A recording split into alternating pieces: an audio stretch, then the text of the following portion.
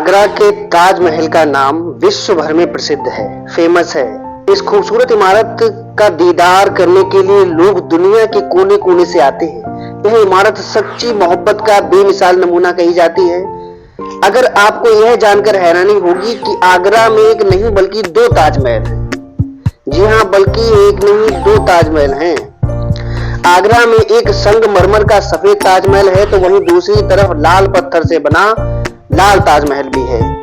बेशक इतिहास में केवल शाहजहां के बनाए हुए ताजमहल का ही जिक्र मिलता हो और लाल ताजमहल के बारे में बहुत कम लोग जानते हो, मगर इन दोनों की ताजमहल में एक बात कॉमन है और वह यह है कि दोनों ही मोहब्बत की ही निशानी कहे जाते हैं।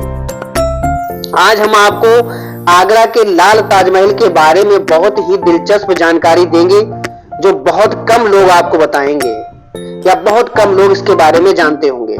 आखिरकार लाल ताजमहल है क्या? किसने बनवाया आगरा का यह लाल ताजमहल? बात तब की है जब भारत में ब्रिटिश हुकूमत ने अपने पैर पसारने शुरू ही किए थे और ब्रिटिश सेना के कुछ सिपाही भारत में अलग अलग राज्यों की सेना में सिपाही के तौर पर तैनात थे।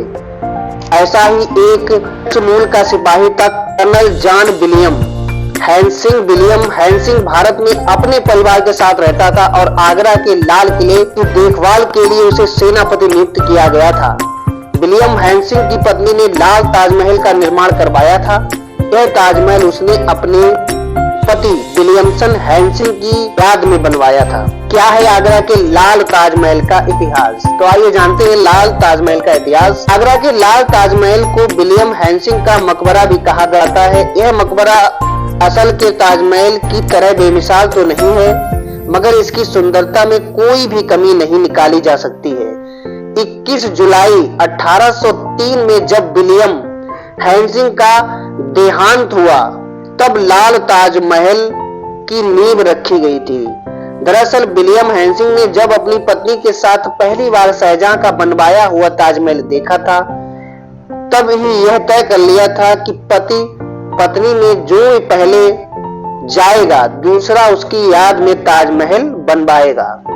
पहले विलियम हैंसिंग का ही देहांत हो गया था, इसलिए उसकी पत्नी ने अपने बच्चों के साथ मिलकर लाल पत्थर से ताजमहल से मिलती हुई हूबहू इमारत बनवा दी। विलियम हैंसिंग एक मामूली सा सिपाही था और उसकी पत्नी के पास इतना धन भी नहीं था कि वह जहां की तरह संगमरमर के पत्थर से ताजमहल बनवाए, इसलिए उसने लाल पत्थर का ताजमहल बनवाया था। संगमरमर के ताजमहल से कैसे अलग है लाल ताजमहल? अगर आगरा के लाल ताजमहल को गौर से देखा जाए तो केवल सफेद संगमरमर के पत्थरों की कमी ही नजर आती है। हाँ, यह ताजमहल असल के ताजमहल की इमारत से आकार में भी छोटा है। यह मकबरा 100 से 200 फीट के दायरे में बना हुआ है।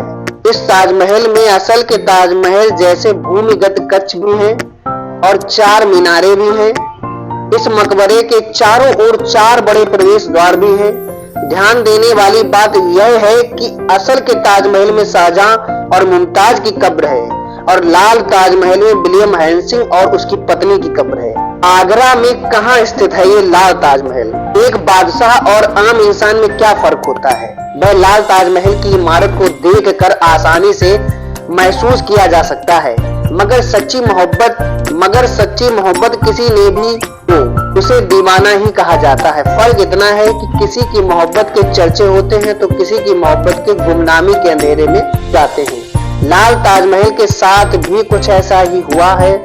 आगरा में संगमरमर का ताजमहल कहाँ है तो सब लोग जानते हैं, मगर लाल ताजमहल के बारे में बहुत कम पर्यटकों को ही पता है।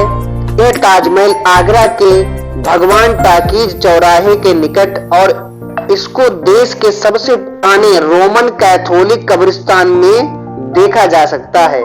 इस ताजमहल को कब्रिस्तान के बीचों बीच बनाया गया है। आखिरकार कौन था कर्नल जॉन विलियम हैंसिंग? साथियों, कर्नल जॉन विलियमसन हैंसिंग ने सबसे पहले लंका के कैंडी युद्ध में भाग लिया था। इसके बाद वह भारत के हैदराबाद के निजाम की सेना में भर्ती हुआ। इसके कुछ वर्षों बाद जॉन विलियम हैंसिंग ने महादजी सिंधिया की सेना में उच्च पद प्राप्त किया, मगर जब महादजी की मृत्यु हो गई हैंसिंग आगरा आ गया और आगरा के लाल किले की देख रेख का काम उसने शुरू कर दिया, जो कि उसको जिम्मेदारी दी गई थी। अगर आप इस बार आगरा जाएं, एक बार लाल ताजमहल का दीदार जरूर करें। लाल ताजमहल से जुड़े ये रोचक तथ्य आपको कितने अच्छे लगे, हमें हमारे कमेंट बॉक्स में कमेंट करके जरूर बताएं। मेरे चैनल को सब्सक्राइब करना ना भूलें, ताकि आपको और भी रोचक तथ्यों की जानकारी समय समय पर मिलती रहे, और बेल आइकन को जरूर क्लिक करें।